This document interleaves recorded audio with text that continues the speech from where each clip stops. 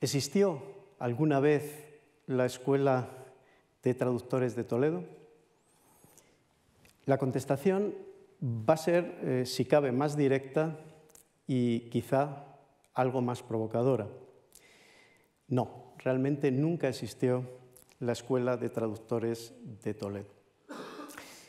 Por lo menos no existió si por escuela entendemos lo que habitualmente entendemos hoy día. Una escuela puede ser dos cosas.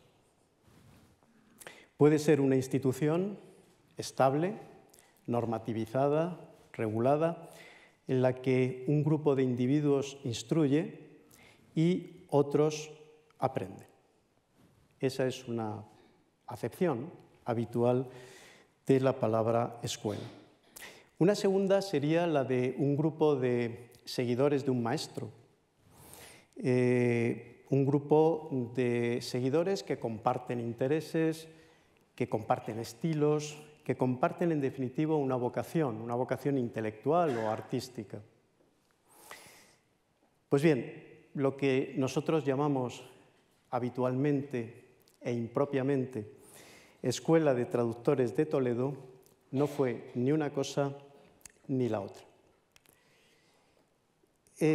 Para empezar, podemos decir que estamos ante una labor intelectual obviamente de traducción y de intercambio cultural, no solo traducción, que durante aproximadamente un siglo y medio, entre 1150 y 1300, se desarrolló primero por impulso y bajo patrocinio de los arzobispos de Toledo y después, en el último tramo, bajo el impulso y el patrocinio de la monarquía castellana. Y que se desarrolló no únicamente, como veremos, pero sí fundamentalmente en el scriptorium de la Catedral de Toledo. De forma, insisto, no institucionalizada ni propiamente reglada. Pero entonces, ¿de dónde ha surgido este nombre que define impropiamente a la actividad que acabamos de mencionar? Y además, fíjense, un nombre, una definición que se ha consagrado hasta el punto de, en la actualidad, existir una institución oficial que se titula de esta manera. Es una institución que depende de la Universidad Pública, de la Universidad de Castilla-La Mancha.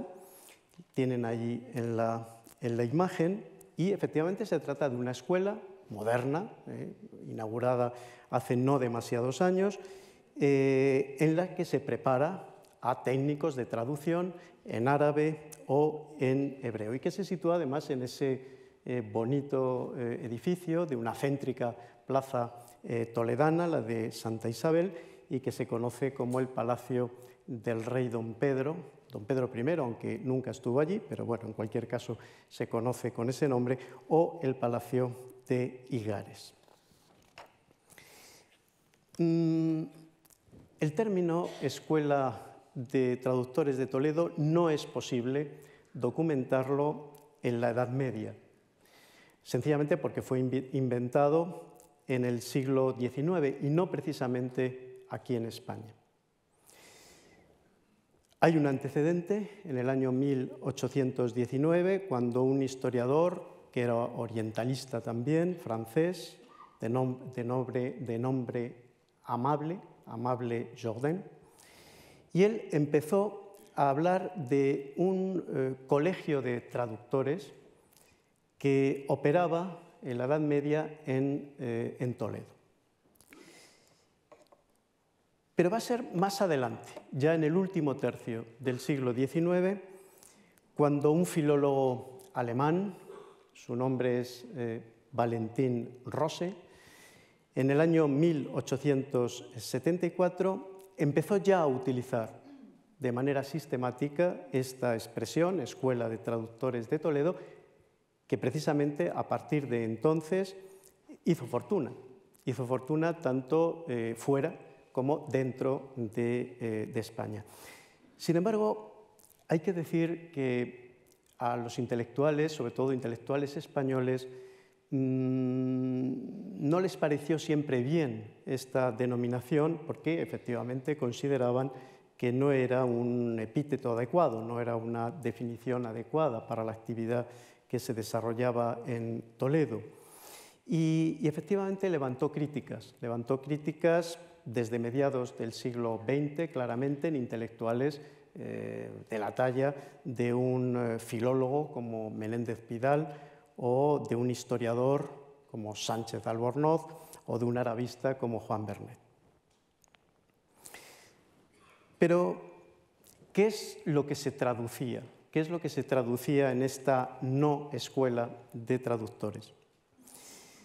Pues básicamente lo que se traducían eran obras árabes de ciencia y de filosofía, con contenidos propios de esa tradición árabe, pero también con contenidos propios de la tradición clásica que había sido asumida a su vez por esa tradición árabe. Esa labor fue de un extraordinario interés porque hasta aquel momento, es decir, hasta el siglo XII, los conocimientos del legado clásico en Occidente se limitaban a unas pocas obras señeras de Platón, de Aristóteles, y también a fragmentos relativamente numerosos, compilados por algunos intelectuales altomedievales de especial relevancia, como por ejemplo pueden ser los ítalo-romanos Casiodoro y Boecio, estamos hablando del siglo VI, o del hispano, para nosotros más conocido, el hispano Isidoro de Sevilla en el siglo VII, o el anglosajón Beda el Venerable en el siglo VIII, o incluso un poquito más adelante, hacia el año 800, por un personaje de la talla de Alcuino de York, que fue algo así como el valedor intelectual de Carlomagno. Pero al margen de esto, al margen de esas pocas obras señeras y de esos fragmentos compilados, prácticamente nada más. Lo que se produjo en Toledo fue entonces el inicio de un nuevo flujo, un flujo muy significativo hacia Occidente de esa tradición científico-filosófica clásica compilada por los árabes, a la que se unía, insisto en esto, la propia tradición científico-filosófica propia del mundo árabe. Y es esto, en buena parte, lo que posibilitó lo que hace unos 100 años aproximadamente, este personaje que tienen ustedes en pantalla, que es el padre del medievalismo norteamericano, profesor de Harvard, fue asesor además del presidente Wilson, su nombre Charles Homer Haskins, llamó Renacimiento del siglo XII. El Renacimiento del siglo XII, independientemente de la expresión, que a lo mejor también cabría cuestionar en alguna medida, pero en fin, en cualquier caso, como todos los movimientos de reforma cultural, lo que buscaba era volver a las fuentes fiables. Y por fuentes fiables hay que entender en ese momento la autoridad de los clásicos.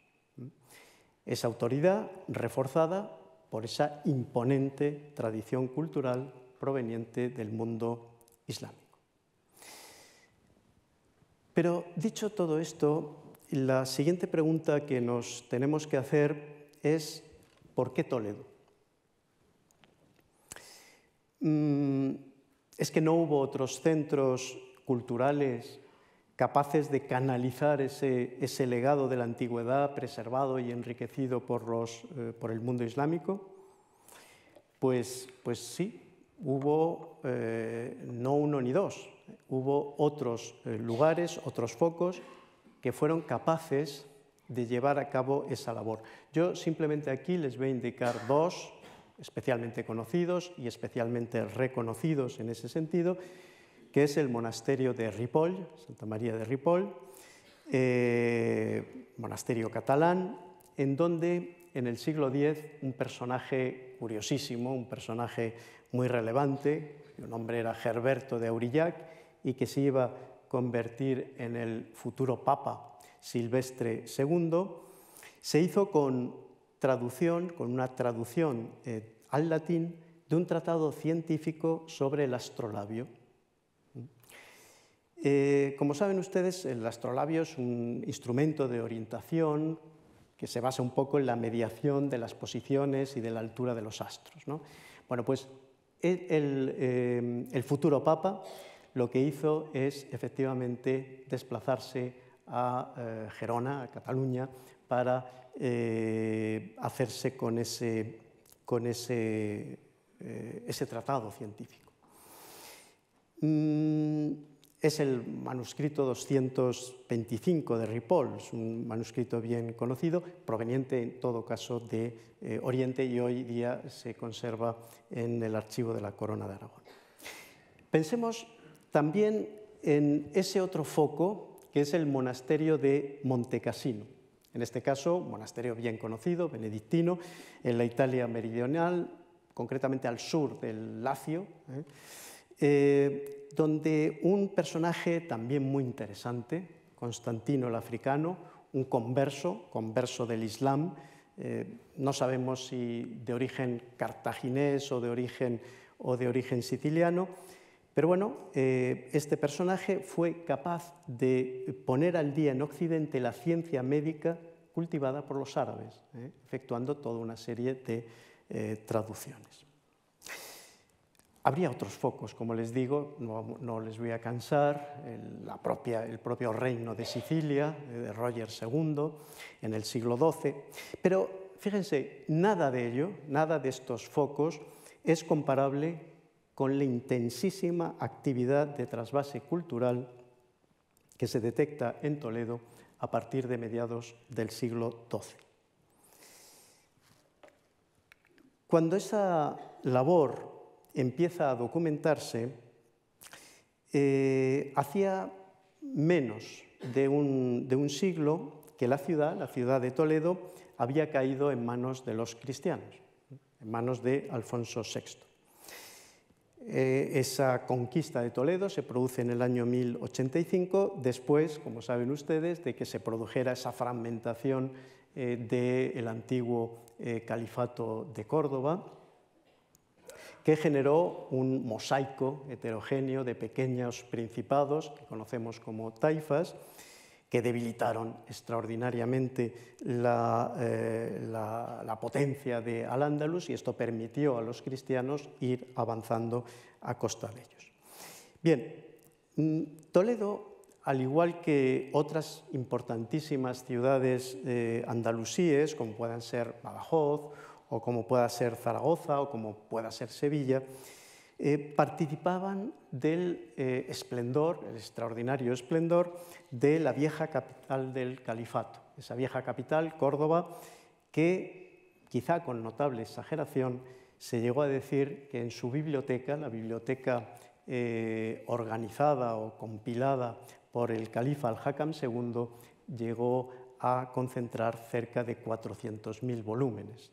Insisto que el dato probablemente es exagerado, pero lo cierto es que del volumen de obras allí compiladas o allí reunidas, una parte muy importante, sin duda, eran provenientes de Oriente. Toledo, por supuesto, no llegó nunca al nivel cultural de Córdoba, pero sí sabemos que a raíz de la disolución del califato, una buena parte de esa biblioteca, de esa magnífica biblioteca de Al-Hakam II, acabó en Toledo. Ahí tienen la taifa toledana, donde curiosamente, antes de la conquista, no mucho antes, poco antes de la conquista cristiana, una dinastía, la dinastía local de origen bereber, los Banu Dilnun, concretamente el rey Yahya al-Mamun, había creado un centro de estudios astronómicos. En él trabajó un célebre personaje que tienen ahí representado a la derecha, que es el célebre Azarquiel, el de los ojos zarcos, el de los ojos azules, ¿no? Él fue el creador de un astrolabio especialmente sofisticado, desarrollado, que conocemos como azafea, que tienen ahí en la imagen. Y fue también compilador de una primitiva versión de las tablas toledanas, capaces de medir, como saben, los movimientos planetarios y que servirían de base a las posteriores y muy conocidas tablas alfonsíes. Pero además de este bagaje cultural de partida, que ya de suyo es un tema fundamental para entender el papel de Toledo del que vamos a hablar esta tarde o del que estamos ya hablando esta tarde, Toledo, a diferencia de otras ciudades andalusíes, conservó durante mucho tiempo después de la conquista, conservó un volumen de población árabo-parlante grande, muy grande. Miren, se calcula que la población de Toledo a mediados del siglo XII sería de unas 30.000 personas, aproximadamente. Esas 30.000 personas se organizarían en lo que se llaman collaciones. Collaciones son barrios que se articulan en torno a una iglesia. Pues bien, fíjense, de esas 30.000 personas, aproximadamente un tercio, estamos hablando de 10.000 por tanto, serían árabo-parlantes. Muchos de ellos cristianos, otros judíos. La proporción que normalmente establecemos es la de unos 6.000 cristianos y 4.000 judíos árabo-parlantes. Esos cristianos, por supuesto, son cristianos de origen andalusí, que estaban ahí antes de la conquista, y es los que empezaron a llamarse entonces, no antes, entonces empezaron a llamarse mu'tabares, es decir, mozárabes. A ellos, como digo, a estos 6.000 hay que añadir los 4.000 judíos aproximadamente, también de origen andalusí, todos ellos, por tanto, araboparlantes, muy arabizados, culturalmente muy arabizados, pero en un porcentaje muy elevado conocedores también del latín. Claro, esta circunstancia es muy importante para entender lo que sucedió. En Toledo, claramente, era factible entrar en contacto con obras de la tradición árabe que podían ser vertidas con cierta facilidad al latín y más tarde también al romance castellano. Este hecho supuso un motivo de atracción para intelectuales de origen hispánico y también de origen extrapeninsular, que vieron en ello una manera de recuperar un caudal de información que la fluida e histórica relación de Al-Ándalus con el Oriente Árabe, que nunca se había perdido, propició de manera notable. Toledo se convierte así en un polo de atracción, pero también se convierte en un motivo de recelo especialmente fuera de la península. Recelo porque los saberes científico-filosóficos compilados o originados en la tradición árabo-islámica eran considerados por una parte de la intelectualidad cristiano-occidental como procedentes del diablo, como materia diabólica. Fíjense en esta curiosa frase. Es de un monje cisterciense, de una abadía situada al norte de Francia, la abadía de Froimont. Su nombre es Elinando, y no crean que es un cualquiera. Este Elinando era un experto en autoridades clásicas, también un experto en patrística, impartió clases en la universidad de Toulouse, entonces se llamaba Estudio General, y en el año 1231 escribe esa frase que tienen ahí. Dice: los clérigos van a París a estudiar las artes, a Orleans a estudiar a los autores, A Bolonia a estudiar los códigos, a Salerno los medicamentos, a Toledo los diablos y a ninguna parte las buenas costumbres. Como ven, algunos de nuestros actuales alumnos de Erasmus pues pueden verse reflejados quizá en esta frase. Pero fíjense, esta fama también persistió en la cultura popular hispánica sin necesidad de estar acompañada de recelo. Vamos a pensar, y se lo voy a resumir muy brevemente, en un cuento del conde Lucanor, el cuento número 11 concretamente, en el que don Juan Manuel, que como saben ustedes estamos hablando de las primeras décadas del siglo XIV, nos habla de un deán, de un clérigo, deán de la Catedral de Santiago, que fue a Toledo a que un experto en nigromancia, que era el maestro Illán, le enseñase su ciencia. El nigromante, el maestro Illán, le quiso poner a prueba antes de que vertiera en él toda su sabiduría y todas sus artes prohibidas.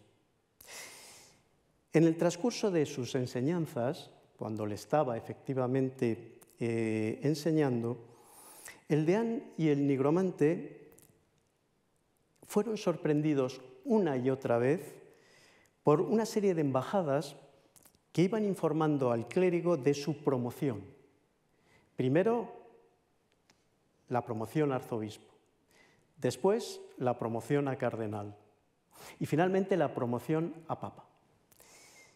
En cada una de esas ocasiones, cuando esto ocurría, cuando estos embajadores venían a informar de esa promoción, el nigromante, don Illán, le pedía al clérigo que ya que estaba alcanzando esas cotas de poder tan elevado, pues le hiciera un pequeño favor en beneficio además no para él, sino para su hijo. Y el clérigo lo fue posponiendo en cada ocasión. Decía, sí, bueno, no te preocupes, más adelante, más adelante. Hasta que, ya siendo papa, se lo negó. Dijo, mira, ya no me des más la lata, ya me has dado bastante la lata, y además que sepas que ahora yo, que soy la máxima autoridad de la Iglesia, lo que puedo hacer, si me sigues molestando, es acusarte de malas artes y te vas a ver con un tribunal eclesiástico. En este momento quedó en evidencia que toda esta sucesión de promociones había sido una alucinación propiciada por las artes de don Illán. Fíjense, lo curioso es que don Juan Manuel, al desarrollar esta narración, se refiere con absoluta naturalidad al nigromante. No hay ni un ápice de condena a él. Es más, la moraleja del cuento es más bien que don Illán, gracias a la magia, puso al descubierto una actitud codiciosa, desagradecida del deán, que es el único que sale mal parado en esta historia, el único que es descalificado. Es decir, todo, como digo, con mucha naturalidad y sin ver en esas artes algo necesariamente malo. Toledo, por tanto, se constituye así en el centro de un saber proveniente de ese mundo islámico, un saber que algunos desean desvelar, descubrir, otros directamente condenan, en el caso de Elinando, y otros simplemente, como don Juan Manuel, acabamos de ver, lo constatan, sin descalificaciones, sin calificativos. Vamos ahora a fijarnos en quienes querían desvelarlo, en quienes querían descubrirlo. La pregunta es, ¿cuándo lo hicieron? ¿Quiénes fueron? ¿Y con qué ayuda contaron para hacerlo? Es una pregunta un poco complicada, pero vamos a intentar responderla de una forma muy sencilla. Los orígenes de la actividad cultural de Toledo se asocian tradicionalmente a el segundo arzobispo tras la conquista de Toledo, que es este personaje que tienen ahí, Raimundo de Salvetat. Raimundo de Salvetat, el segundo arzobispo de Toledo tras la conquista, es un culto cluniacense, es un monje cluniacense de origen franco, muy preocupado por cuestiones teológicas y al que aparece dedicada una obra, una pequeña traducción de una obra filosófica, ya digo, de muy poca, de una dimensión bastante reducida, y que se debe a un sabio árabe del siglo IX, de origen cristiano, es decir, un converso, en este caso, al Islam. Ese personaje es Gustave ibn Luca. Y el tratado trata acerca de la sutil diferencia que se puede establecer entre el espíritu y el alma.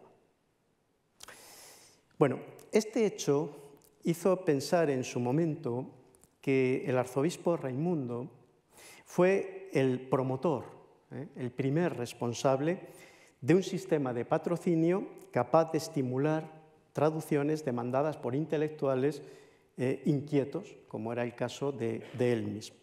Incluso, fíjense, se llegó a pensar en que esta iniciativa pudo relacionarse con la contemporánea visita a la península que justamente entonces, como digo, hizo Pedro el Venerable. Pedro el Venerable es el famoso abad de Cluny, que vino a la península, concretamente a tierras de Castilla, para recabar, para hacerse con obras y con traductores para desarrollar su proyecto de traducción del Corán, que en ese momento se había planteado, y de otras obras árabes con fines polémicos y combativos frente al Islam.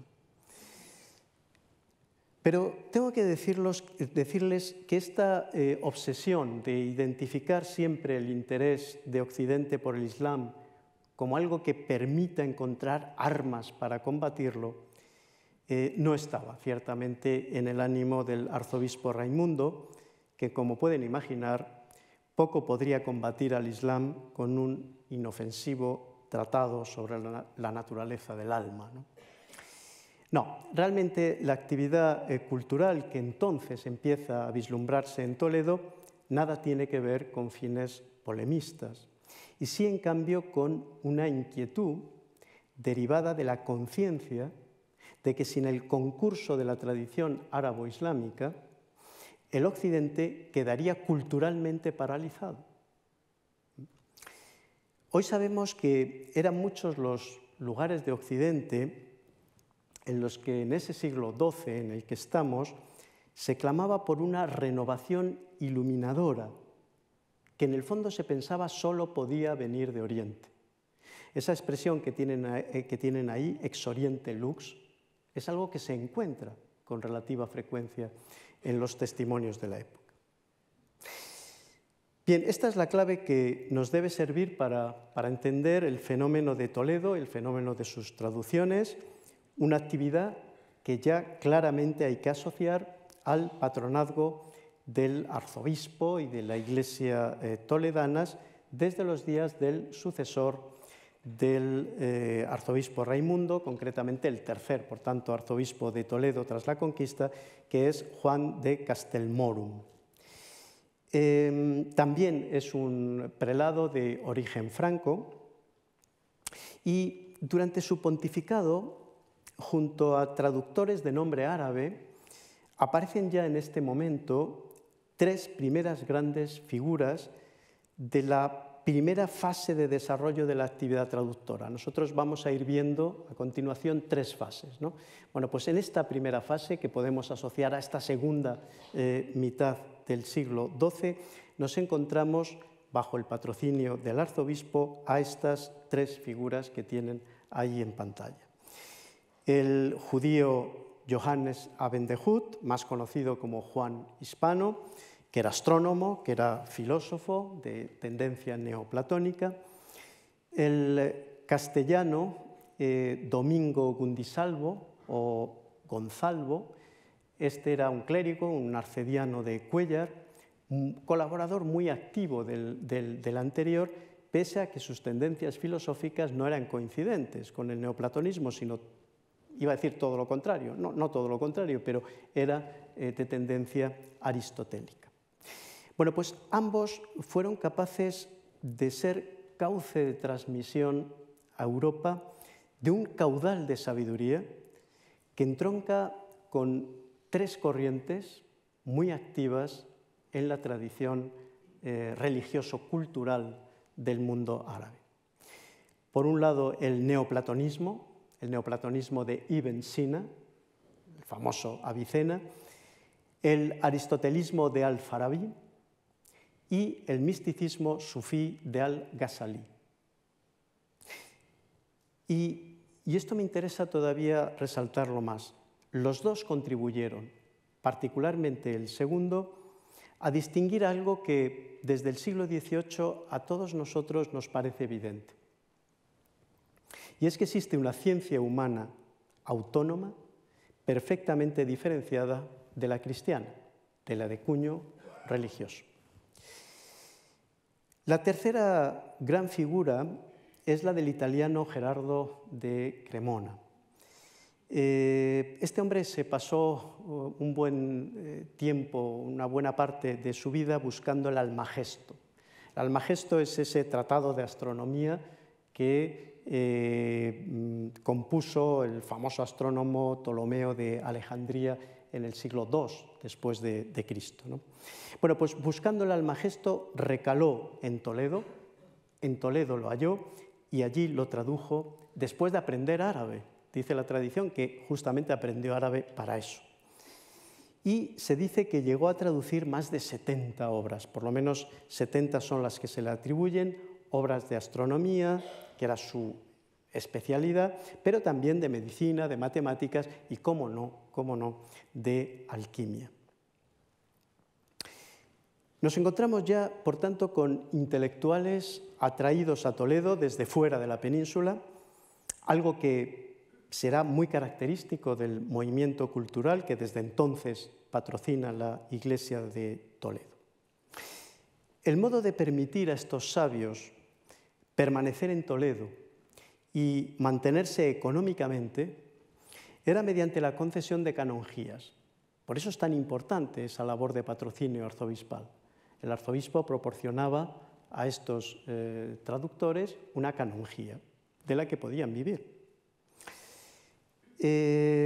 Son muchos, de hecho, los traductores de origen toledano, también de otras partes de la península y de fuera de la península, que firman en los documentos que expide la Cancillería arzobispal en el siglo XII, firman como canónigos de la Iglesia catedral.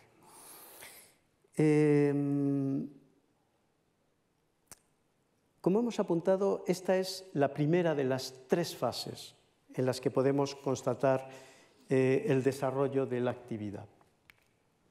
Vamos con la segunda. La segunda de ellas está asociada a un personaje también de una extraordinaria significación, una figura de una altura intelectual extraordinaria, que es el arzobispo Rodrigo Jiménez de Rada, que gobernó la diócesis de Toledo, diócesis y provincia de Toledo, a lo largo de la primera mitad del siglo XIII.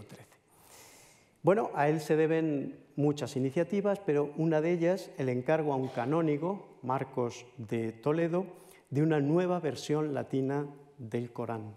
La primera es esa a la que aludí antes, del abad de Cluny, de Pedro el Venerable, y la segunda se hace aquí, se hace en Toledo, y la realiza por iniciativa, por impulso de Jiménez de Rada, este canónigo que les estoy mencionando. Pero no solo traduce el Corán, traduce también una obra teológica atribuida a Ibn Tumart. Ibn Tumart es el célebre reformador magrebí que puso las bases del imperio almohade. Bueno, hoy dudamos de que esta obra, es la Áquila de Ibn Tumart, sea realmente de él. Lo dudamos, pero en cualquier caso es atribuida a él. Es un tratado muy interesante, es un tratado sobre la unicidad de Dios. Intenta demostrar racionalmente, con argumentos racionales, la unicidad, el monoteísmo radical del mundo islámico. Nuevamente, el peso interpretativo de la tradición historiográfica quiere ver en ello otro capítulo en la ofensiva, en este caso ideológica, contra el Islam.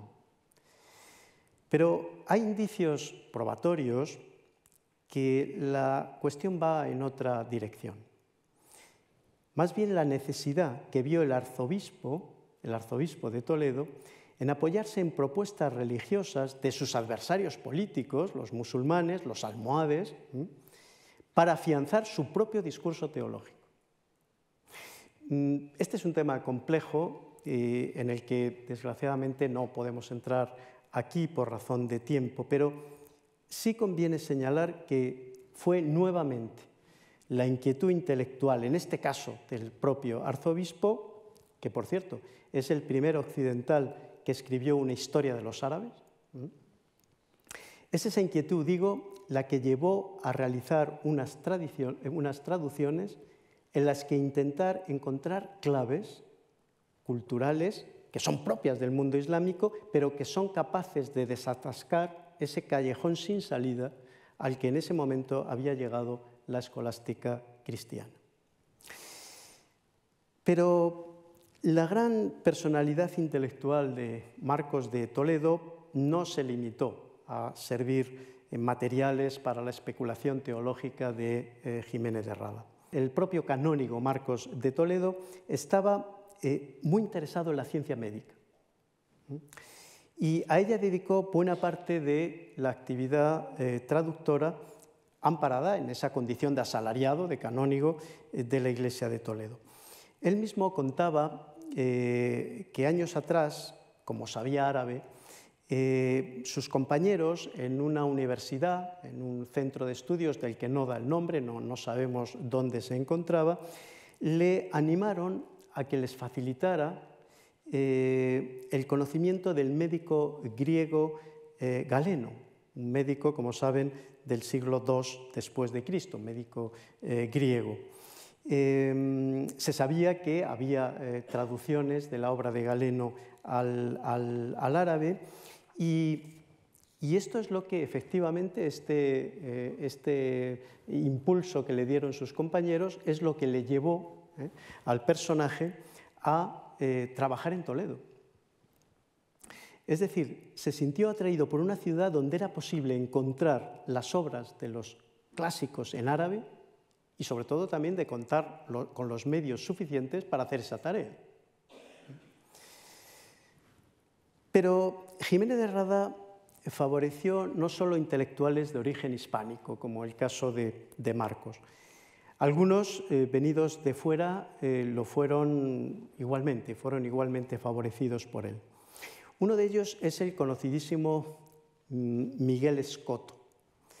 Miguel Escoto es un escocés que trabajó en Toledo, dedicado pues, a traducir obra científica y también probablemente una buena parte del pensamiento averroísta, que en ese momento estaba muy en boga.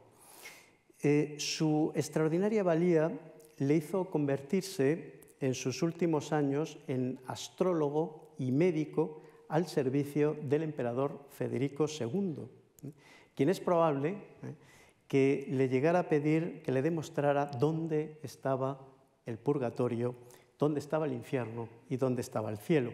Un tema que le preocupaba mucho a este sabio escocés y desde luego también al emperador Federico II. De alguna manera, Dante le haría pagar la factura de haber pasado por Toledo y de haber intentado revigorizar a los ancianos con el elixir de la vida propio de los alquimistas árabes, condenándolo al infierno en su Divina Comedia, ¿no? Y la condena es como nigromante, como adivinador y como estafador. De él dice que fue quien en verdad de los mágicos fraudes supo el juego. Así tan lapidariamente y tan directamente se refiere Dante a este interesante personaje. El Toledo del arzobispo don Rodrigo ejerció también su atracción sobre otro interesante personaje de origen extrapeninsular, en este caso Hermann el Alemán, que llegaría a ser obispo de Astorga, por cierto. Bueno, pues él llegó a la capital castellana unos 20 años después de que lo hiciera Miguel Escoto, por tanto ya en la última fase de la vida del arzobispo Jiménez de Rada. Fruto de su intensa labor como traductor del árabe al latín fue un comentario de Averroes a la ética de Aristóteles, además de otras obras de Avicena o de Alfarabí. También tradujo la ética a Nicómaco. En fin, el aristotelismo y el averroísmo fueron las notas más características de este segundo periodo de actividad intelectual toledana. De alguna manera, este personaje, Hermann el Alemán, cierra la segunda etapa y da paso a la tercera y definitiva, la que protagonizaría Alfonso X ya en la segunda mitad del siglo XIII. Con él, el patrocinio pasa de la Iglesia toledana a la mismísima corte real. La de un monarca, no lo hemos de olvidar, que nació en Toledo y que estuvo muy vinculado a esta histórica ciudad durante una parte significativa de su vida. Esta institucionalización de la actividad traductora se relaciona muy directamente con el papel que el rey sabio hizo desempeñar a la cultura en su propio programa de gobierno. Él no creó una escuela. Lo que hizo es integrar esa actividad en su programa de gobierno. Para el rey, la sabiduría era el cauce que lo unía a Dios y que además le permitía gobernar en armonía a sus súbditos en nombre de ese mismo Dios. De modo que el scriptorium de Alfonso X se convirtió en una auténtica oficina del gobierno del reino. De hecho, algunos colaboradores instrumentales presentes en los talleres alfonsíes, y esto es una novedad del reinado, se convierten en funcionarios de la corte. Y es que formaba parte del programa de gobierno de Alfonso X intelectualizar los oficios cortesanos e incorporar a los equipos de gobierno a los protagonistas de esa actividad científico-cultural. Pues bien, en esta oficina de gobierno, que era el scriptorium del rey, el ancestral conocimiento clásico y árabe se vertía en este caso en el idioma vulgar que una buena parte de sus súbditos podía entender, es decir, el castellano. Claro, otra cosa es que la difusión fuera de los reinos se viera por este motivo dificultada, lo que en el fondo nos viene a confirmar que se trató de una decisión política de Alfonso X. De esta manera, la lengua romance, a la que se traducía del árabe, aunque sin desplazar del todo, por supuesto, al latín, se convirtió en el nuevo vehículo de la ciencia. Institucionalización y castellanización fueron, por tanto, las grandes aportaciones de Alfonso X al impulso cultural toledano. Ahora bien, no toda la obra cultural del rey sabio se relaciona directamente con la tarea de transmisión del legado cultural clásico islámico, ¿no? ¿Qué es lo que concretamente hizo traducir Alfonso X en su scriptorium? Por cierto, no siempre ubicado en Toledo. En este punto es fundamental hacer referencia a la obra astronómico o astrológica de origen greco-árabe.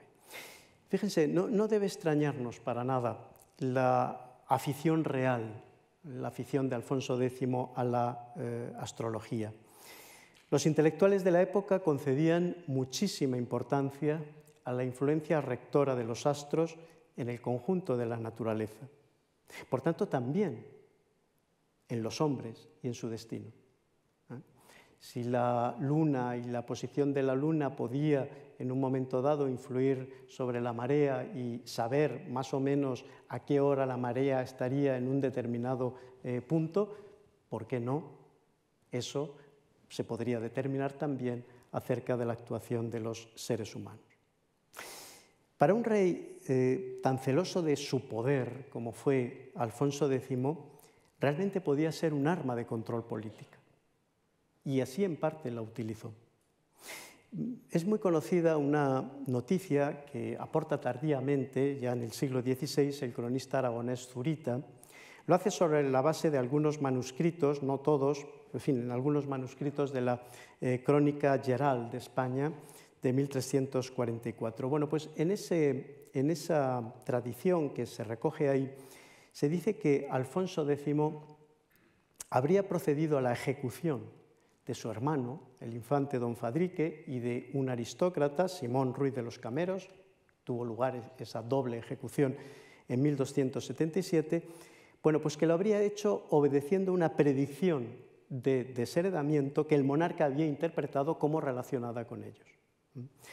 Bueno, como les digo, no sabemos lo que hay de cierto en esta noticia, pero la tradición en sí misma ya es representativa, ya es significativa.